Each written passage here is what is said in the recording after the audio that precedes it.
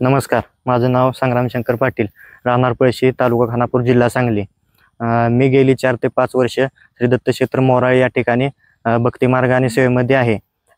मला आसुरी शक्तीचा त्रास असेल किंवा इतर कोणता त्रास असेल म्हणून या भक्ती मार्गात आलो नव्हतो. पण इथं आल्यानंतर मला समजलं की घरामध्ये आसुरी शक्तीचा त्रास आहे.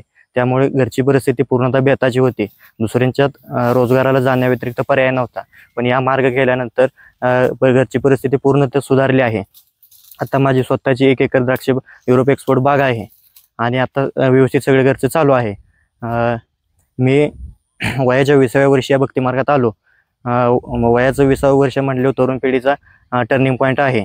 या वयामध्ये असताना अनेक प्रकारच्या व्यसनांच्या आहारी किंवा इतर चुकीच्या गोष्टीत वाहत जाण्याचं वय असतं. त्या वयामध्येच मला काकांच्या प्रबोधनातून हृदयामध्ये भक्तीची ज्योत प्रज्वलित झाली आणि त्यामुळे मी दत्त महाराजांचा भक्त झालो. आणि हे माझं मी भाग्य समजतो की मी दत्त महाराजांच्या एवढ्या कमी वयामध्ये त्यांच्या चरणाशी लागलो, त्यांच्या सेवेमध्ये लागलो.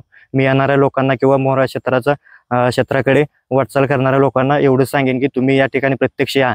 कोणत्याही गुरुवारी 8 ते 8:30 वाजता या. इथलं प्रत्यक्ष कार्य बघा, इथं काय चालतं काय नाही, आणि त्यानंतर तुम्ही स्वतः निर्णय घ्या. या क्षेत्रामध्ये यायचं किंवा काय करायचं, कसं करायचं, तुमचं तुम्ही निर्णय घेऊ शकता स्वतः.